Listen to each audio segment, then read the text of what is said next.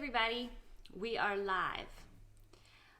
So I'm gonna go ahead and get into this week's chat. We are in week 8, and it's kind of crazy that we're heading into this last month of the challenge, but here we are. And this week is a great week of lessons. We kicked it off with kind of a funny story on that lesson, the cheap week of meals. The reason I wrote that article was because I actually got mad at another article that I read that was basically saying that eating healthy is too hard because you can't find, the right types of food. And meaning that they were saying that if you didn't have access to farmers market and all the organic and all the fancy smancy type of grocery stores, it was going to be really hard for you to eat healthy. So I decided to, of course, get a little feisty and prove them wrong and say, oh, watch me. I made a meal plan going to Walmart using all frozen foods, frozen proteins, that type of stuff that were cheap, but still in line with the habits. And so that whole article is about what I bought, the menu that I did, and I think it came out to like $2.10 maybe. I can't remember. I have to look back at it for each meal, and it was for a full week. So if you haven't seen that one, it's a good meal plan, a good meal prep plan for you to have if you're just out of ideas. So that was on Sunday. And then Monday was a big lesson. It was how to read nutrition labels. Now, we went through how to read them correctly, understand what you're reading type of thing. So that's a really good lesson if you haven't seen that one. Because even though we don't count calories, obviously we are going to need to know what is in our food because lots of things do come in packages. And so it's always good to be aware of what you're eating and understand what you're eating so that you can make the best choice for you. Now tomorrow on Thursday, when you get your coaches chat in your app, I'll actually have an excerpt from another chat where I actually went into detail and basically did a verbal explanation of that lesson. So if you didn't read that one or that lesson on Monday, you'll get the cliff notes, if you will, in video tomorrow on Thursday. And then yesterday was a really good lesson called All About Choices. And that's kind of where I'm going to pick up here on this chat here because a lot of people try to, think this is like it's a game, like a game to win when it comes to learning how to eat healthy or losing weight or whatever it is. They always think of it as an end point, not as a lifestyle. And so that's where we differ, like what we are trying to teach you, and hopefully everybody's kind of getting that groove of what we mean by, habits. The habits are not necessarily like choices in a way. It's ingrained action. So yes, in the beginning, it is, you're making a conscious choice to change what you're eating, but eventually it just becomes what you do. And that's what we're going for. That's the end goal, is just becoming the person that eats these things, becoming the person that craves these types of foods, and it's just what you do. But in the beginning, it's just all about choices. And it's not right or wrong. There's not a right or wrong way to do this process because it all depends on what you value and what your goal is. We've said before, you're going to fight for what you value. So if you are a person that, has a certain goal that doesn't require you to be super strict, and you can dip into more of your 20%, then that adds quality and happiness to your life, because it's what you value, and it's a positive force in your life. But when it comes to making choices, sometimes you are going to have to make those harder choices in the moment, like saying no to cupcakes or saying no to whatever the temptation is, in order to fight for what you value. And so hopefully through the process, through these last 2 months in CK, you're starting to realize, get those like aha moments, like where, maybe you were in a situation where in the past, like 2 months ago, you would have made the choice to cave to a craving.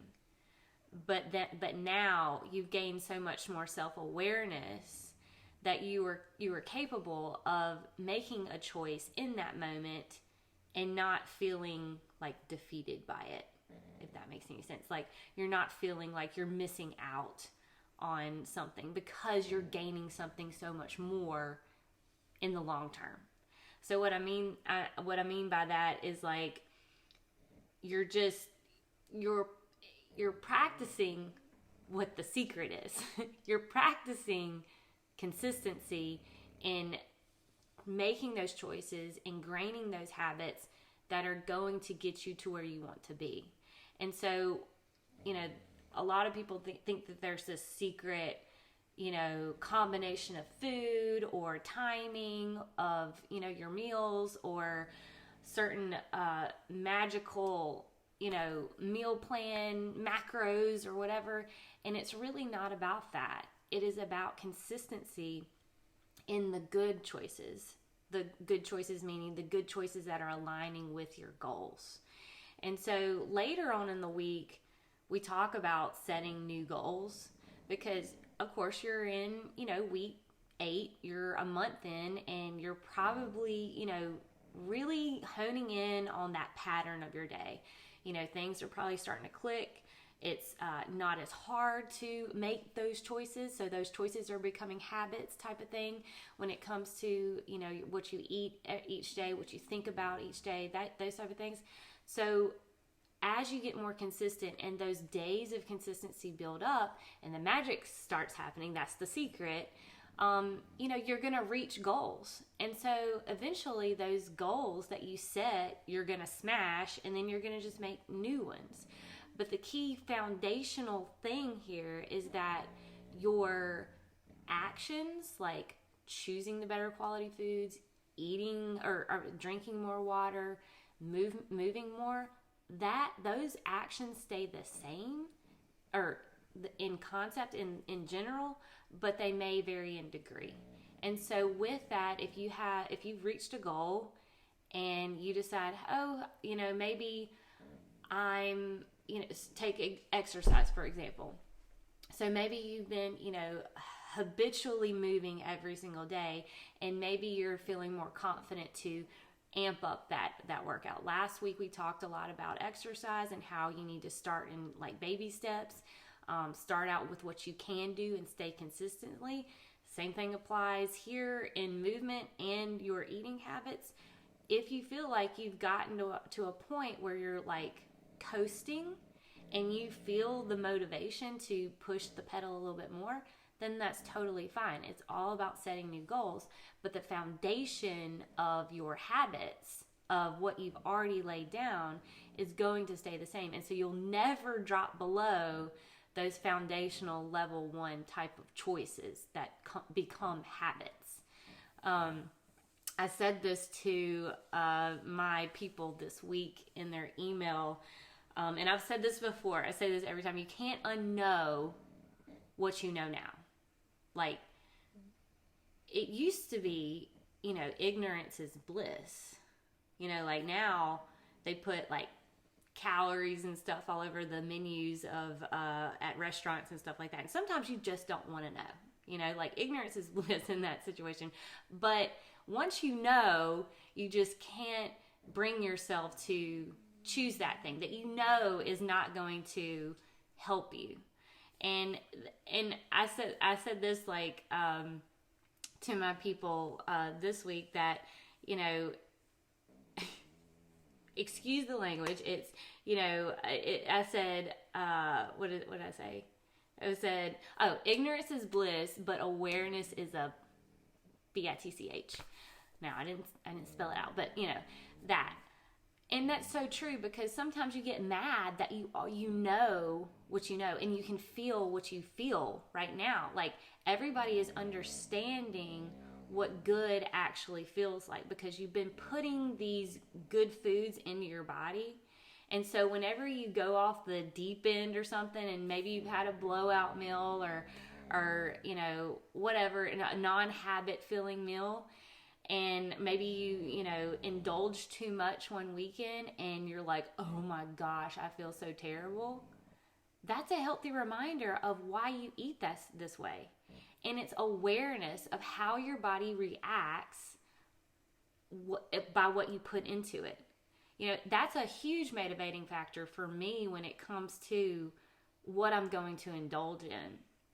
And for you guys just starting out with this, it's going to become that way even more so the longer you do this. The longer you put better quality foods in your body, and then you decide to indulge in something that you don't normally eat, you're going to feel the effects. And so while in a perfect world, I hope everybody just eats, veggies and their plants and all the things, and never, is tempted by sugars. I myself am tempted by that stuff, and I, eat those things, but it always comes back to, oh my gosh, I cannot wait to get back to eating my normal habits. And so that's where we want you guys to end up at the end of this, is that you crave and value what you're practicing right now. In the past, you may have valued that short-term gratification of a tasty, indulgent meal. But now, hopefully it's switching around where you're going to think ahead of like, oh, if I eat this or if I drink this today, then that's going to affect the next couple of days of what I want to accomplish. And so it makes you understand that health is not just about like physically, the outward appearance. Of course, that's a great byproduct, of changing your composition and stuff. But it affects everything around you. It affects every part of your life. And so the definition of health really is your quality of life, what you value. And your health is going to, it's going to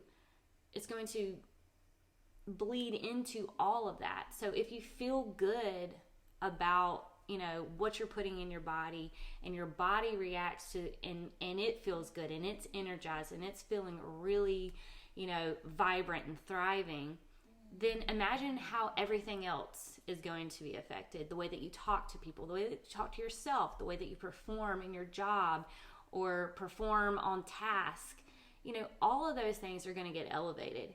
And so health is really just not about the physicality. Yes, of course, that is a major thing, but it's going to affect everything else in your life. And so we coach the whole person, mental game and the physical. The physical actions that you're doing now are going to help that mental game become even stronger and stronger. And then overall, make your life better. So I'll leave the coach at that, or coach chat at that. You've got a few more lessons coming up. I think Thursday is, does organic mean it's healthy? That's a good hot topic. We talk about a little bit about like packaging and marketing design, and how they kind of hook you into believing that something is good for you when maybe it's, yes, of course, organic may not have, certain things in it, but in the whole grand scheme of things, is that a real key factor in your overall health of long-term longevity and what you choose on a daily basis? Because if you're not eating whole foods just because you can't find organic, then there's some other issues we gotta figure out. But that's not you guys, because you guys already know, and you're already aware of what good whole foods will do to your body. So again, if you have any questions, like I say, every chat, holler at us. I hope you guys are enjoying this week of lessons. And then next week is week 9. And I actually think that's a good week of, we talk about the alcohol effect. Everybody has that question of like, how can you drink alcohol? And again, it's like what I always say, it depends on your goal. And so we'll leave it at that. But next week, I'll see y'all for week 9 Coaches Chat. See ya. Bye-bye.